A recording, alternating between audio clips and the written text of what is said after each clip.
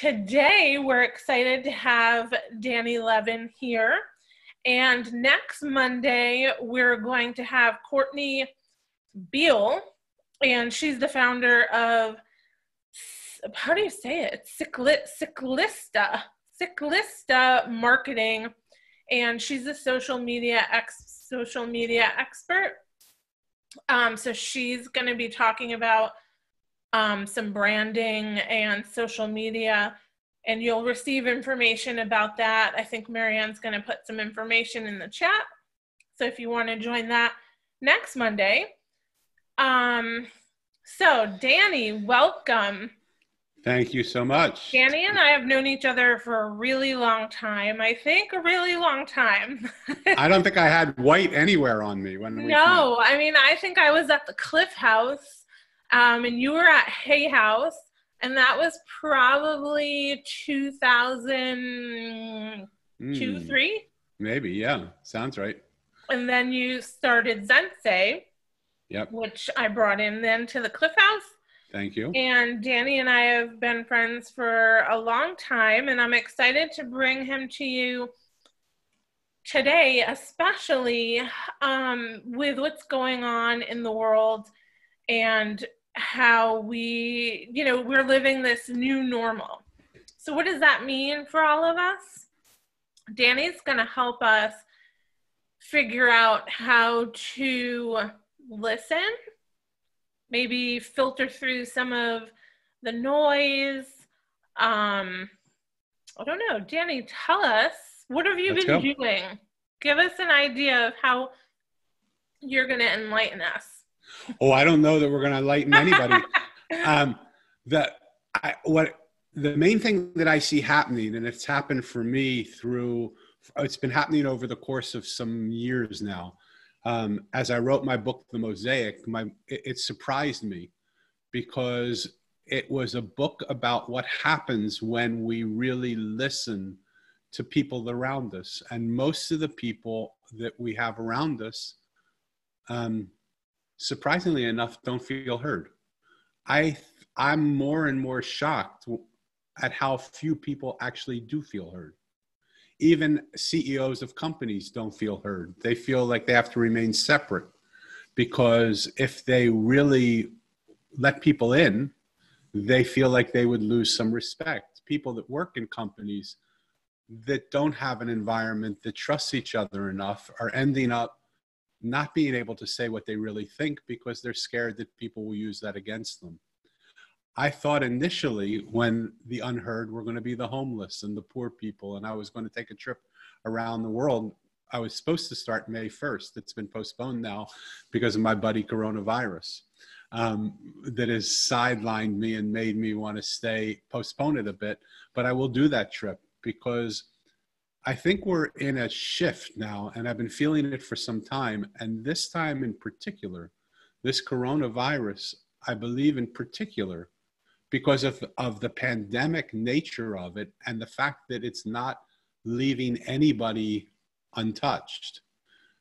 We thought it was just my stepkids said this is a boomer remover because that was when the 60s and 70s were dropping, but it's not a boomer remover anymore. There are more kids, there are more people in their 20s now than in the 70s that are getting affected, and 30s and 40s. Everybody's getting affected, and it doesn't matter what color we are, what religion we practice, what our economic structure is. So when something big like that happens, normally when I work with people, if something's just happening in one area, it's easy to say there's something going on in that area for you, and there's something in that area that needs to be adjusted. When something's going on in every area, then there's something that we have to adjust in ourselves to adapt to the new area. And we call this the new norm, but I'm not sure we're acting in the new norm. I'm not sure we even feel comfortable in the chaos that the word new and the word norm come together, because we have norm is comfortable, new norm is uncomfortable. It's uncertain. And so how do we walk into an uncertain situation and really prosper from it? Because in every time, in every age, in every situation that's ever happened, in the worst of times, there have been people that have lost everything, and there have been people that have grown and prospered tremendously. And this isn't just about prospering. It's about what are the steps needed to prosper in times like this that are completely different than the steps we've been taking before. If we approach the new norm in the normal way that we've been approaching it, but just adjusting some of the things that we're doing to be slightly different, like, I don't think it's going to work. It'll work a little bit. We'll get by perhaps a little bit. But there's something new that this is bringing up. And what I really wanted to hear is, everybody's muted. This wasn't the way I was thinking it was going to happen. What I really want to hear is what scares you, and what do you see now that you didn't see 4 weeks ago? What's happening in your life and in your businesses now that you never could have imagined, because you never would have imagined this to happen? And what needs to change from your perspective? How do things need to completely reinvent themselves to deal with the situation here that is now? Let me just give you a story, and it's just very personal. I've shared it with some of you. I don't think I've shared it with most of you. I have the honor of having a 30-year-old developmentally delayed daughter. Believe me when I say she's the biggest gift that I've ever had in my life. But believe me also when I tell you that there are many, many, many, many, many, many days along those 30 years that was not the case. I did not think she was the biggest gift I'd ever been given. I just lost every white hair that I have that can't be taken, that can't be changed by a hair coloring tool that you guys all have, has come as a result of my worry and my concern over her. She doesn't speak like you and I speak. And so when she tries to speak, most of the time people don't understand her. And when they don't understand her, she gets frustrated. But she expects me to understand her because we've been together her whole life. She expects me, and to her credit, most of the time when other people don't understand her, I do understand her. But sometimes I don't. And when I don't understand her, she goes from speaking to screaming because she's frustrated, and she just yells it. And honestly, to her credit, sometimes when she screams it, she pronounces the words slightly differently. And I actually hear something more. I hear it differently and I get something, but most of the time I don't. So when she now screams and I don't get her, she starts to throw a tantrum. And those tantrums can be in the middle of a restaurant, in a shopping mall, at home when we're here just by ourselves. It could be when we're at a friend's house. It could be any period of time. And she just goes berserk, and she just goes wild, yelling and screaming. And it's just a 30-year-old kid. I mean, now she has 25-year-olds because she hasn't done it in a little while. And when her tantrum doesn't work, then what she does is she comes and tries to attack me. She runs and tries to rip my shirt or bite me or grab me or squeeze me or something to really just make something happen. And I think I'm a fairly intelligent man, and I thought that I would get this sooner, but somehow I couldn't understand. I just couldn't get what was going on. Finally, after 15 years of her doing this, as many as 5, 10, 15 times a day sometimes. Finally, I said to her, Lisa, you know how painful this is for me. You know how much I want to hear you. Can you talk to me in another way other than your words? Because I need to understand. And from the midst of her rage, she stopped midstream. Big smile came on her face in perfect English. She said, I am, Daddy. I said, what in the heck are you talking about, Daddy? What are you doing? And she took her finger and put it to the side of her head like this. And what I got from that was she was put into my head. Because she couldn't communicate with her mouth, she had an ability to telepathically communicate with me. And when I thought about it for a minute, I said, hold it. I actually have felt that. And we're not talking about Kant and Socrates and philosophy. We're talking about, what do you want to eat? Are you hungry? Do you need to go to the restroom? Are you tired? She was putting those thoughts in my head. And I said to her, you little stinker, you've been putting those thoughts in my head. I thought you were doing that. And from that moment on, She hasn't yelled one time, she hasn't tantrum one time, and she hasn't attacked one time. What I realized in her beautiful example to me is that every single person that I meet acts exactly the way Elisa acts. When they say something that they don't get heard, they yell. When they yell and they don't get heard, they argue and they create a scene. When they create a scene and they don't get heard, they try and destroy. They might shoot people in a mall. They might blow up a building. They might try and destroy a family. They might try and ruin a business. They might try and ruin a reputation. Everybody does it. And not only does everybody do it, so that we need to sort of learn how they're communicating, because as soon as Elisa got heard, as soon as she told me how she was talking to me and I grokked it, she stopped doing it. So not only do we need to hear how people are being heard, we also need to hear how the world around us is acting. Our earth cannot be happy with the way we're treating it. If you look around even our country, we're having flooding, we're having fires, we're having tornadoes, we're having all sorts of things going on. And now we're having this. When our earth speaks to us and we don't listen, it yells. When it yells and it doesn't listen, it creates chaos. When it creates chaos, it starts to destroy until we listen. When our businesses don't get heard, they do the same thing. So that it started to become a question when I wrote the Mosaic, because the Mosaic's a story about, it's my own personalized story in a fable form.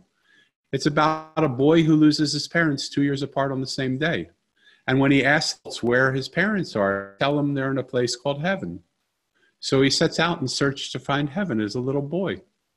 But the people he meets are not the rabbis and the priests and the swamis and the medicine men and the shamans and the Sufis. They're the trash man and the homeless guy. They're the street artist and the waitress. They're the juice man and the street worker. And he asks himself, why am I meeting these people? Why am I sitting with these people? And he said, I don't know, but I'm here. Why don't I just listen to them and listen to what they're saying? And in every single case, the person he left was a different person than the person he came upon. And in every single case, the person he was changed from simply listening to what other people said. He became different and he saw them differently. And when he realized that in every single case that happened, he realized that the world I'm seeing isn't the world that is, it's just the world. What would the world look like if I could see actually the world that is? So what I want to ask you to do in this time together, and even beyond this time, and I'm available for anybody who wants to do this more outside of this, and we can work it out with Julie, we can work it through Julie, we can, however it works best. I want to ask you, are you being shown right now that you're not seeing? What would you hear if you actually could hear something that you haven't ever heard before? What are your clients wanting from you? I was creating a whole campaign because I was about to take a trip across America and I was looking for sponsors. And the whole theme of the sponsorship was, what if PR was no longer around us telling people what we can do for them, but was more around listening to what they need? And that if we became the companies and the people that would just listen, what would that do? How would people talk to us? What would they say to us? Do they really want us to package up our products in smaller editions and sell them samples at less prices? Maybe that's what they want. It could be. But maybe they're scared right now. And maybe they just need a friend. Maybe they need us to be an ear that they can come to really bring comfort. We talk about being body, mind, spirit. Maybe it's time for us to be mind and spirit now.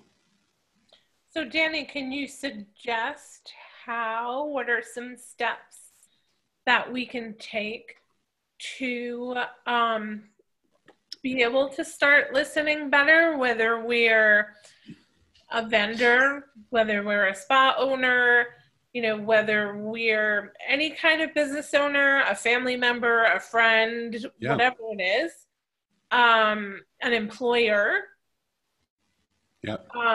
What are the steps that we can take to start listening?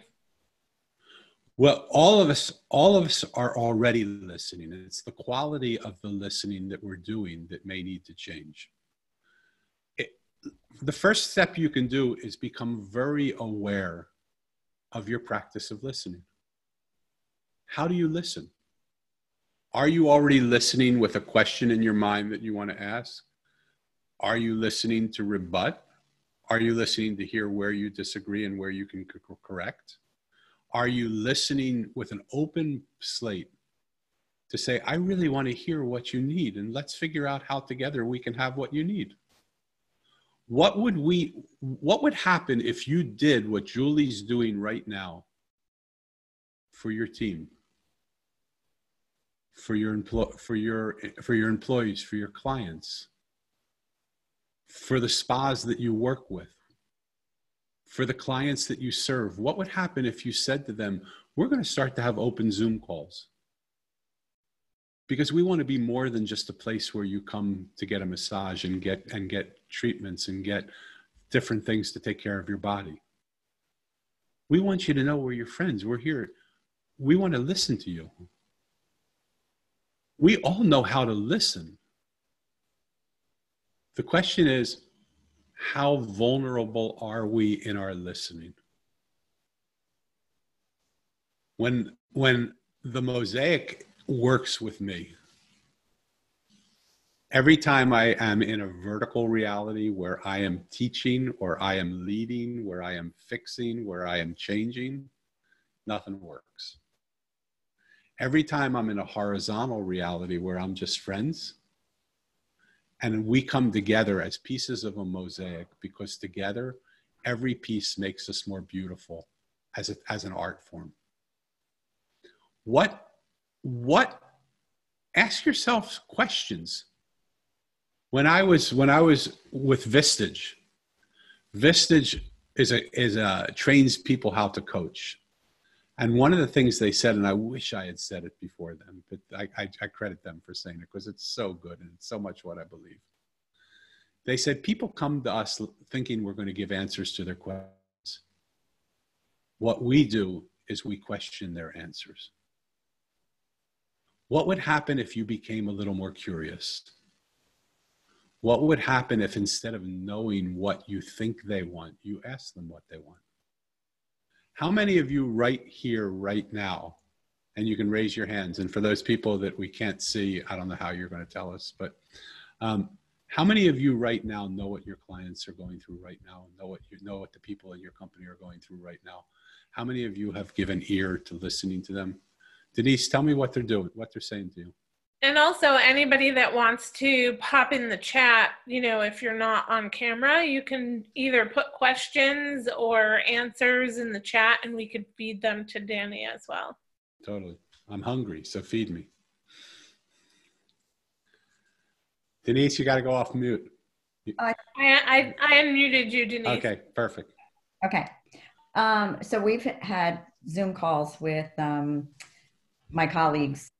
Actually, I was just on one just a little while ago. So things that we're doing, we're still kind of business as usual as a group. I currently work for Gino Lockman. So I'm currently a vendor. I'm no longer a spa director. So we were supposed to launch a new facial in 2 days, which obviously is not going to happen, but we are doing Zoom meetings for our own training and then just checking in with each other because, pretty much my entire territory is closed. There's nobody operating. And I think most territories are that way. So, and I'm a newbie, total newbie. So for me, it's very daunting because, I'm like 100 days in, I'm like, oh my God, am I going to have a job? It's, it's very scary times for me. And thankfully that, everything's going well, but no end in sight, right? So what does that mean? What does that mean? Everything's going well, thankfully. It means I still have a job. I'm still being paid at my full salary. I still have a very supportive team. I'm doing what I am supposed to be doing from my end without leaving my home. I'm still supporting my clients. And the way I'm doing that is I'm calling the ones that want to be called. Like, I reach out to them. Do you want to be called on the phone? Do you want to email? You know, I had trips scheduled for trainings and other things. So what can I do in the meantime? Okay, if it was a product knowledge training for estheticians, I can send out a glossary, or I can mail a sample of this new facial with the protocol to the owner so that they can, you know, do things to occupy their time. We may not be able to function as a business, but I think if we can occupy our time and feel productive about getting through each day, at the end of the day, we might have a little bit less anxiety, a little bit less stress, a little bit less worry about, you know, is today going to be the day that I get a phone call that, you know, we're furloughing you, or just really trying to stay ahead of whatever this curve is. And then, so can I jump in a minute? Right. And I so love that. And it's so nice to see these little adaptations that are being made. It's what a beautiful thing to work for a company that hasn't just let you go, even though, you know, that they have every right to, because of how things are looking. But what it feels to me, and I'm not saying this to you, Denise, I'm saying it just to people in general. Does it feel to you that this is still business as usual? Does it feel to you that this is still about us trying to talk to our clients about the services we have and the ability to sell stuff to them? What I'm trying to suggest is, what would life look like if we weren't selling anymore now? I'm not selling. Right. No, as a matter of fact, I'm providing more emotional support right now. Good. And what are the people saying to you when you're talking to them? What are they saying to you that's allowing you to give them emotional support? Well, what are people feeling? Just prior to this, I was on the road meeting with people really for the first time, you know, introducing myself as their new rep. So I think just showing them some emotional support really, you know, it humanizes me a little bit more. It makes them realize I'm not just there to sell a product. At the end of the day, I'm there to support them in however I can support them. And they know that I was, you know, once I wasn't an owner, but I worked like I owned it. So in that essence, you know, I can feel for them and I know where they're coming from. So I'm not trying to sell them a product because they can't sell right now. I mean, a lot of businesses, they just shut down the whole curbside thing. So no, just to let them know that I'm thinking of them, and I am, you know, I'm genuinely thinking of them. I'm worried for some of them because some of them are small business owners that, you know, they worked hard to get where they are. And now, you know, they have the same bills to pay, and, you know, in their business as well as their personal life. So can you say one thing that they are actually saying to you? Because I get that. Those are all, and I'm not picking on you. I just love you because I know you for some time now. So, right. But can you say something that they're saying to you that's new now, that hasn't been a part of any other tough time that they've gone through? What do they see now that's different than anything they've ever gone through before? Because we all go through these cycles where we're scared that the economy is not good, it's not going to last, we're going to lose. I saw also Lisa, if you want to say more, she wrote, definitely not selling right now. I think stepping back and not selling is the most supportive we can be right now. Exactly. And then absolutely anybody. Lisa's not in a place that she can talk, so she can text if she wants to continue to text, whatever. But if anybody else wants to come on, because here's what I'm trying to suggest.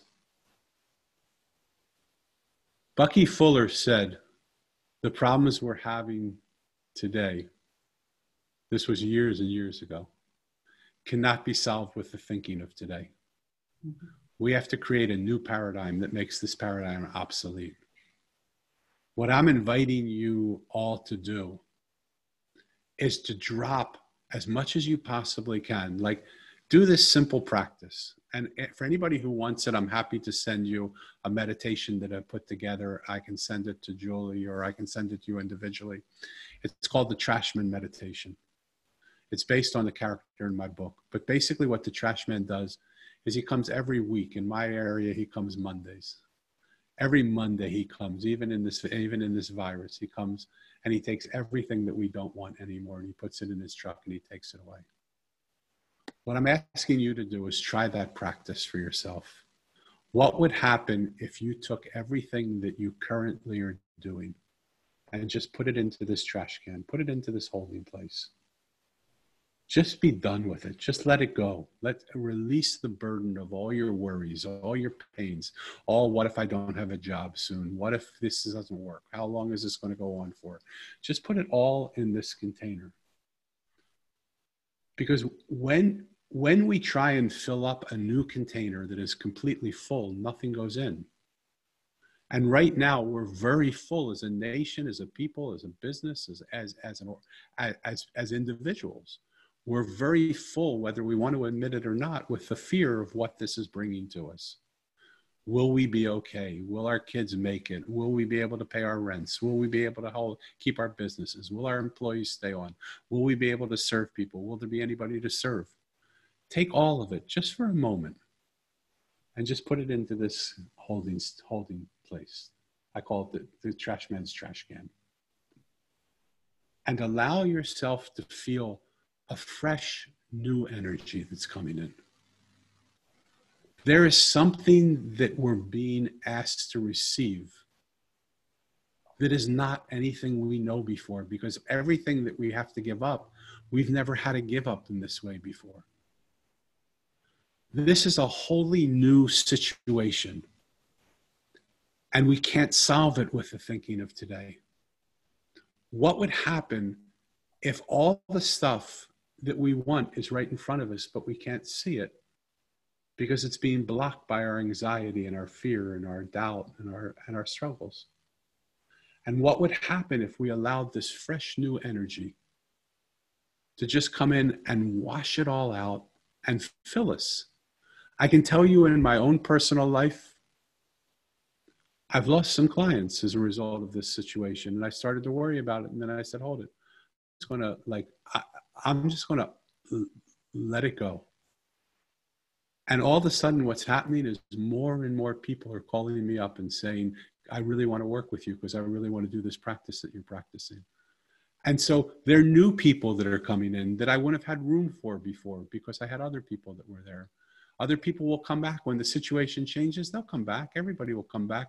But how do we feel something that we can never feel before because we were filled with what we were doing before? And in the calls that I've heard on the Wednesday, on the coffee clubs, and this is absolutely no judgment. I so understand the situation. So if it comes off in any way judgmental at all, I'm so sorry because it's completely wrong. I don't feel that for 1 minute. This is asking us to go beneath what we know how to do, to listen better than we've ever listened before, here's what we normally do. And Julie, you were asking for techniques and stuff like that. Let me try with this. Yeah, and I think I wanted to say, Danny, do you think, I think, and I don't know if you think this and other people think this, but this trying to hold on to business as normal, people are holding on to it that way because, we're scared. Of course. People are scared because what are you supposed to do? Get up and flail all day? You know what I mean? That you're just like, there has to be some sense of normalcy, and that, it's the uncertainty of what's going to happen tomorrow or this afternoon or a month from now that, leaves us saying, well, at least, I can have some sense of quote unquote normalcy. Right. So, and if that's working for you, the question, if people could maybe say in the chat, who currently, practices any form of meditation? So I think the thing that I'm saying is even beyond meditation.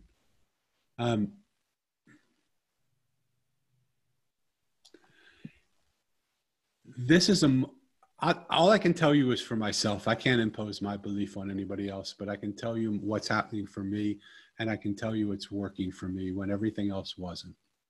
So I just offer it as so someone said I try to do a 7-minute meditation. Fabulous.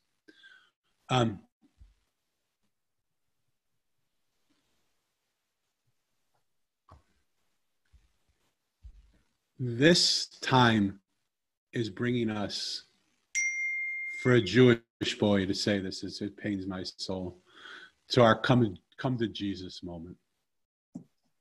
This time is bringing us to say, what is it that we really believe? And are we willing to live our life in the way we know, in the things that we believe?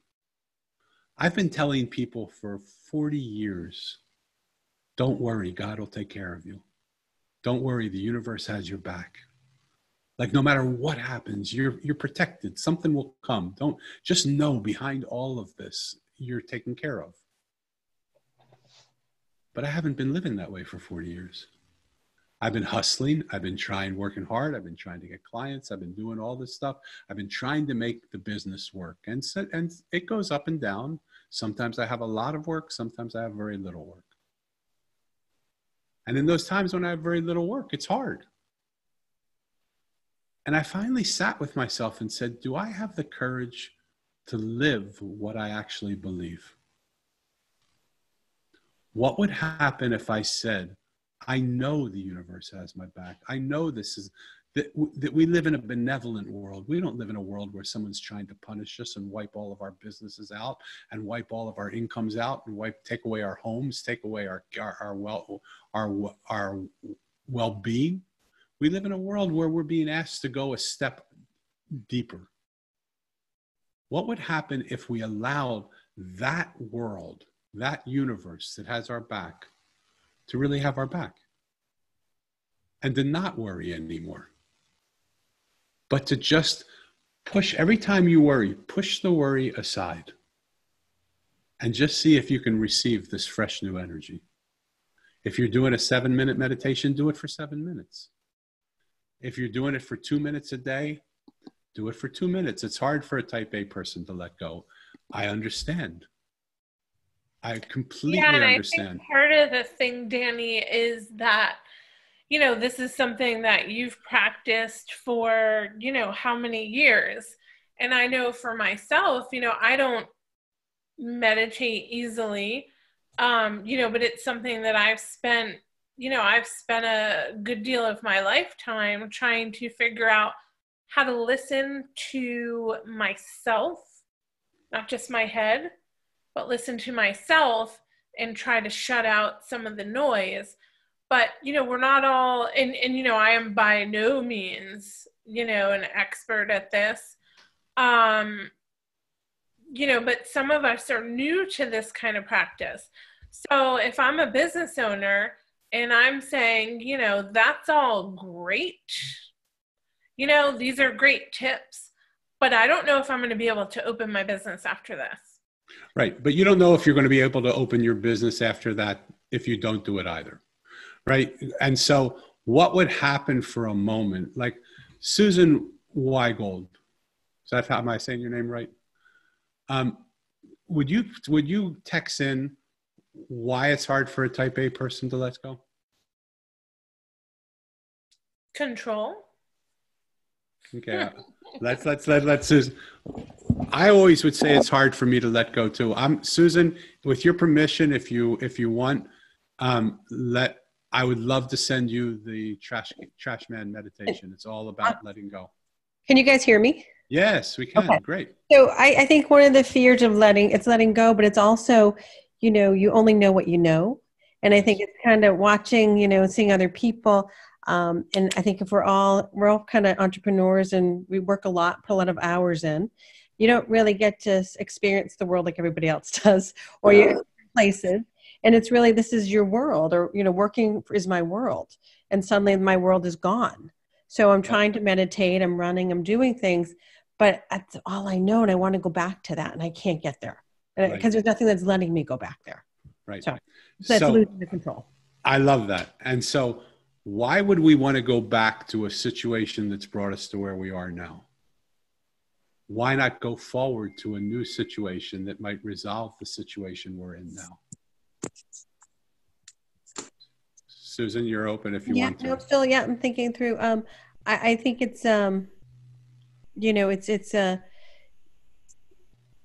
don't know the unknown, and it's kind of learning and trying to reposition who you are after, I'm 55 years old. I've been doing this for a very long time, and this is kind of, my place. And then suddenly my world is rocked, and I have to try to figure out what my new place is. And I'm dependent on my colleagues and my friends to kind of be on the same boat with me too. So we're all kind of, and it's too soon right now too. We don't really know where it's going with all this craziness. So of course. Aaron, you want to unmute? Arena? Okay, yes. You're unmuted. So what I actually find myself, what's going on with me, it's a little different. So when it's all happened, I actually started meditating every single day, sometimes twice. I used to do it 4 or 5 days a week. So now I do 7, and I do longer meditation. I implemented daily yoga practice, daily walk, and daily workout, and I read. So I actually am asking myself, this is what I want to do now.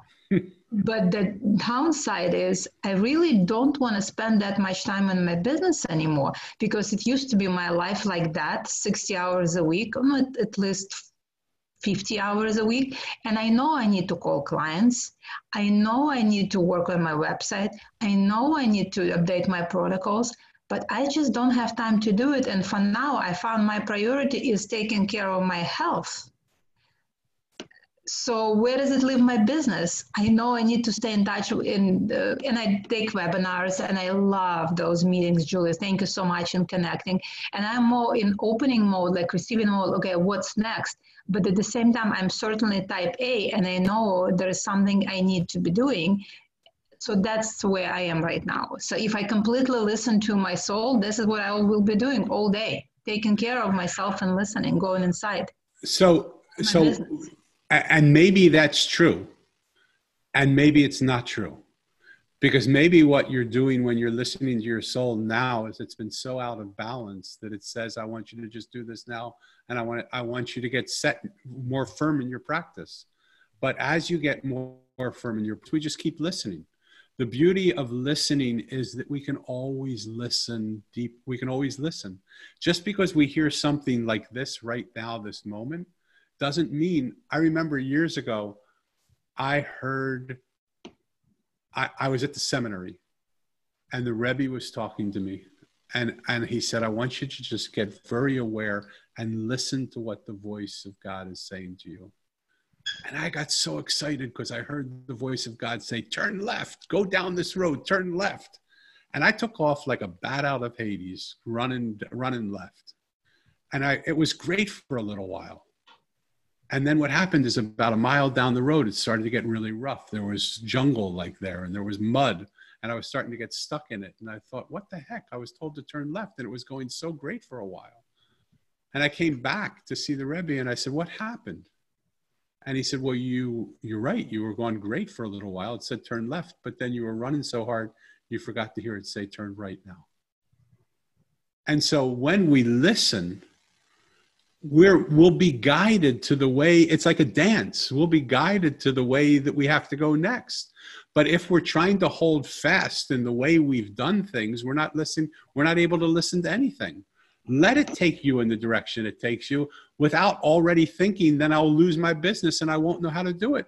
Allow the intelligence of this greater intelligence to guide you, just like it's guiding you here. All of a sudden, you've discovered a practice now that's giving you peace of mind, and you feel so good that you should be worried about everything, and you're not really even worried because you feel good about what's going on, right? Mm-hmm. So there might not be anything wrong with that. Maybe this is the new direction, but maybe it will also guide you to a new place. When you start to listen, the beautiful thing is that you start to hear what the world wants you to do, what each situation wants you to do, what your employees want you to do, what your customers want you to do. And I would really encourage every single one of you today to get on the phone with 3 or 4 people that are your customers and say to them, what have you been longing to tell us that you never felt heard in? Will you just share that with me now? And see what they say.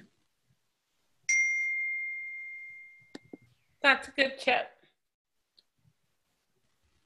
So someone who said, oh, this is support. I do almost feel a sense of guilt when I step back. Always the voice saying you could be doing this or you could be doing that. So where is that voice taking us?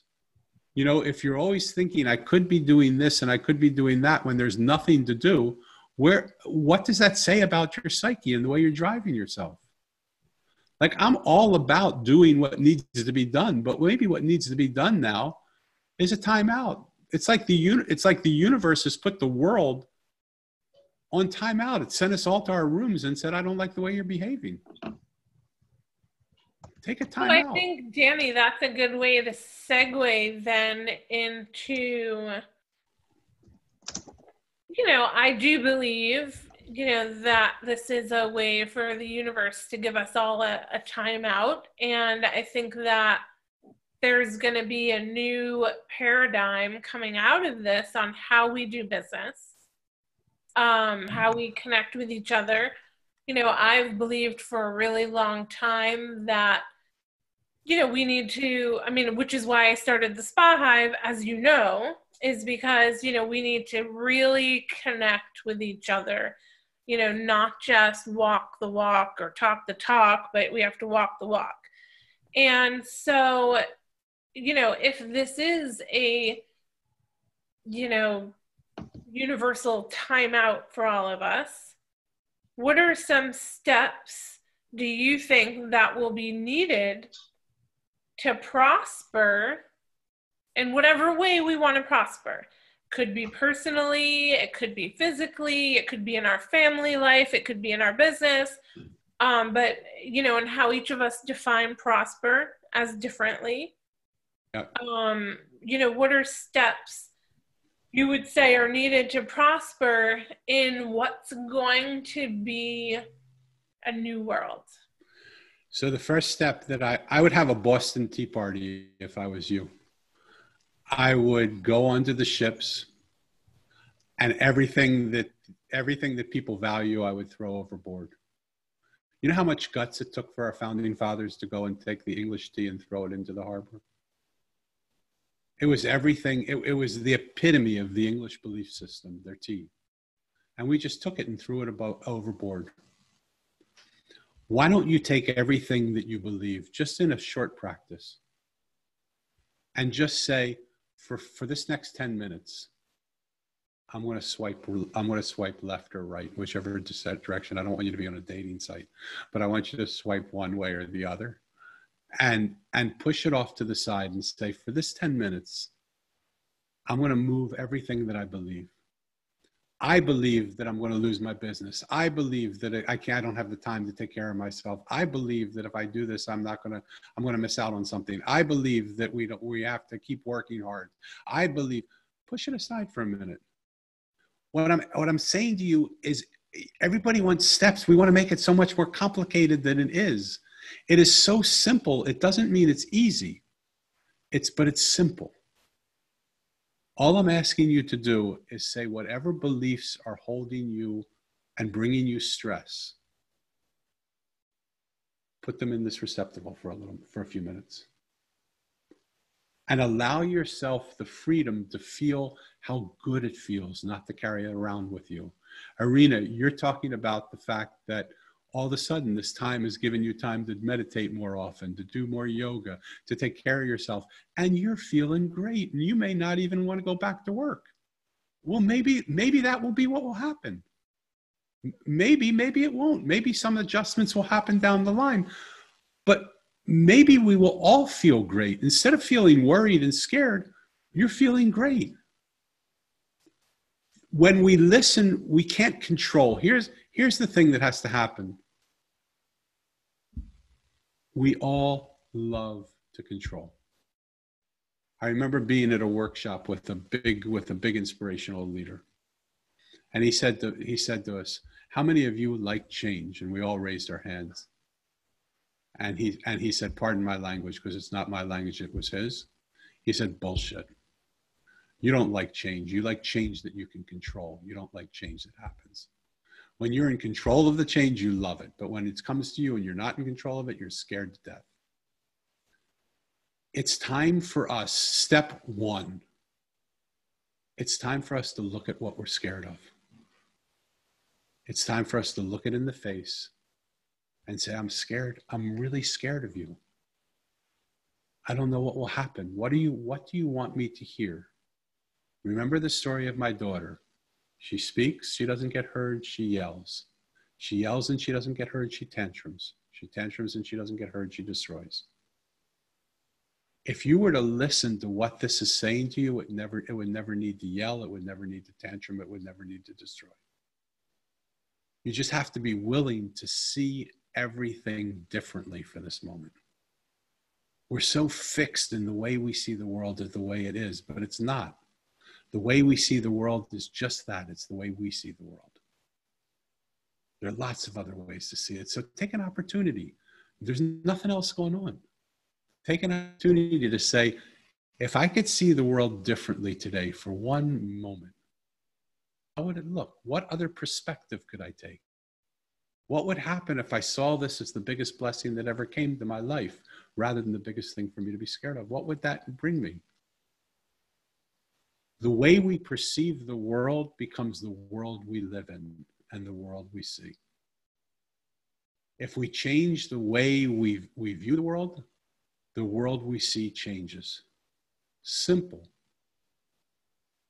And maybe I'm talking spiritually, and maybe I'm talking outside of people's experience, and I'm sorry if I'm doing that, but all I can tell you is this is time for a new way of seeing our work, our life, our relationships, our interaction as a community of people, our interaction as a world of people. We're still having some of the conversations we've had. But 4 weeks ago, our conversations were a lot different than they are now. 4 weeks ago, we were insulting each other a lot more. Now we're being a little bit more benevolent with each other. This is not a time to find fault. This is not a time to judge ourselves, to put ourselves down, to be scared. This is a time to try and find where would I find love in this equation? Where would I find love of myself? Where would I find love for my employees, the janitor that works in our company? Why don't I ask him what he thinks? Why don't I ask people what they're scared of? Why don't I see if I can comfort them, not because it's a good business decision, but because it's a good human decision? Why don't we as human beings become beings?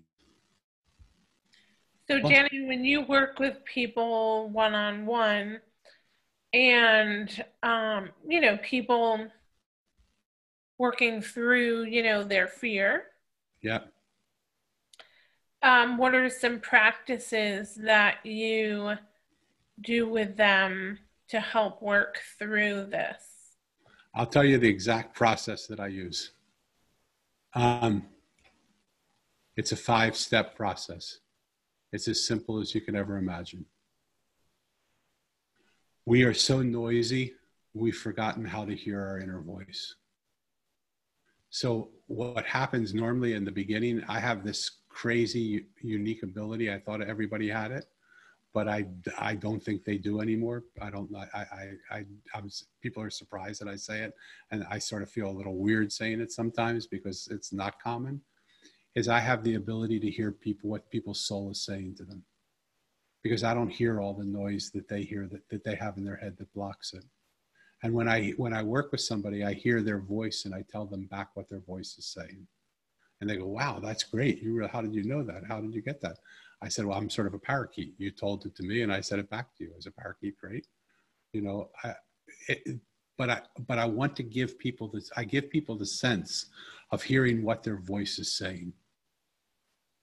After that, I say to them, you can feel this. I don't want you to rely on me to get this. I want you to get to this place where you allow yourself to become empty. You're too full. You're full of your belief systems. You're too full of what you think is right. You're full of the idea that you have to control it. You're full of the way you see it is the right way to see it. You're full of all the people that don't see it like you are wrong. You're just full of, I won't say the word. We're all full of it.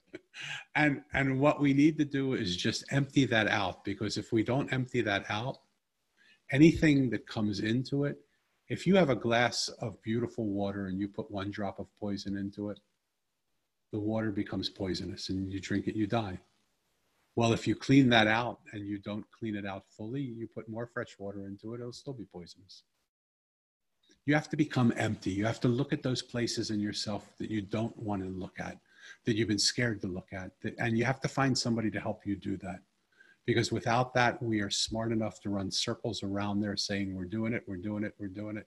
But we never go into it, look at it, get to it and take it out. So once you become empty, then you see what's blocking you.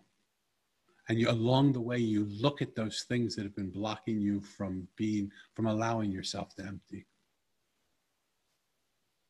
And you clean those blockages up and you feel this exquisite place of having nothing inside of you, either of what you think, of what you believe, of what you know, of what you don't know.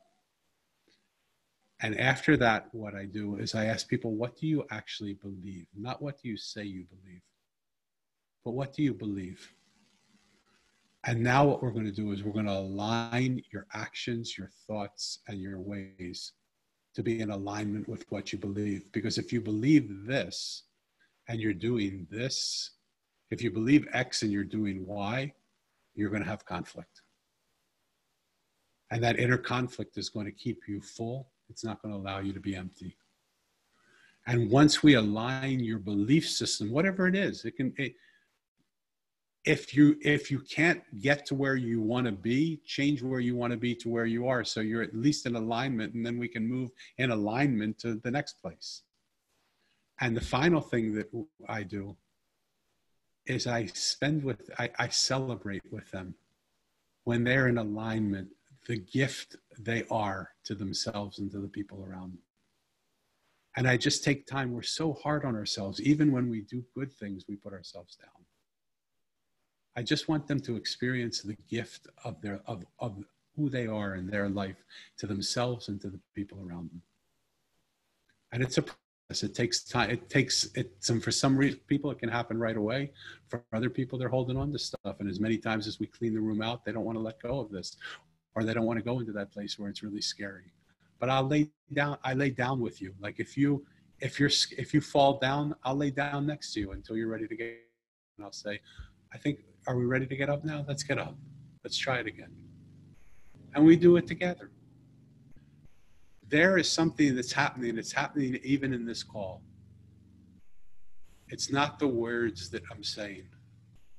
There's a vibration that's happening. And I just want you to start to become aware of what's going on.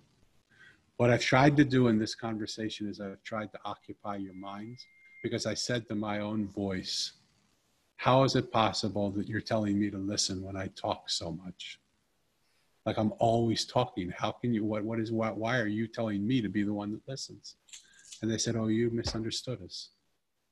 We want you to talk, because what we want you to do is we want you to occupy the mind, because the mind is where the fear is. The mind is what interrupts the process of the transmission of soul energy and heart energy.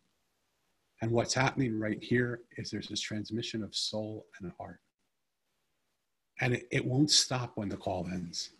It will continue going. And the more that you open up to what you're feeling in this moment, it will literally transform you. Allow yourself to be transformed. I'm speaking, this isn't just nice words. This is what's happened to me through my teachers and my coaches. They've sat with me and done the same process with me, and I'm just sharing it with you. Relax and let go of everything. Become empty and allow yourself to be filled with something new. You don't have to do a lot of work. You just have to do that. Thank you, Danny. Does anybody have any questions before we go? I mean, I think this was good. I want to be able to help give you tools that you need to, move forward in whatever way that you need. And I think that a lot of us need to look inside, right now at this time as things are changing, and, figure out, what it is that, makes us happy and the direction that we want to go in. And so I think by, having Danny, talk to us a little bit about, different processes and practices, that we can implement to try to, set ourselves up for success, when we can leave our homes, I think is really great. And, I'm appreciative, Danny. I don't think I see any questions coming in, but we will have a replay of this. And of course, as always, if you have any questions, you can reach out to me. Danny, can we share your email? Absolutely. Please, in our I hope you will. Correspondence to the group. Please. So if you have any questions, you can also reach out to Danny. So can I just jump in for 1 second really quickly? The fact that there are no questions, ask yourself what the fact of no questions means. It means everybody's probably baffled. It probably means everybody's... No, but I think it does. It might mean everybody's baffled. So here, everything that happens for our own awareness, what are we scared to look at? Why not ask questions? What are we scared to see? What are we holding on to so much that prevents us from going deeper? The spa industry, by its nature, is set up to make the outside look good and feel good. But it's a body, mind, spirit. The spirit part is to make the inside feel good. And so what on your inside, how are you doing? If you're doing great, then there's no need to do anything different. Just continue doing what you're doing. Beautiful. There's not one need to change.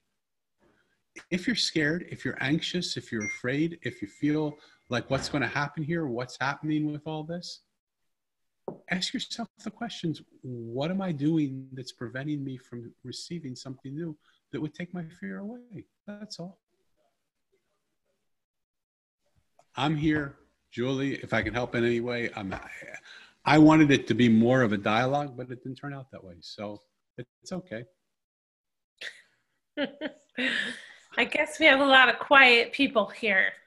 Yeah, but ask yourself, why am I quiet? How is your quietness serving you? I think maybe a lot of people just want to listen, and take it in. I mean, I know it's helpful for me, to take it in and, be able to, sit with myself and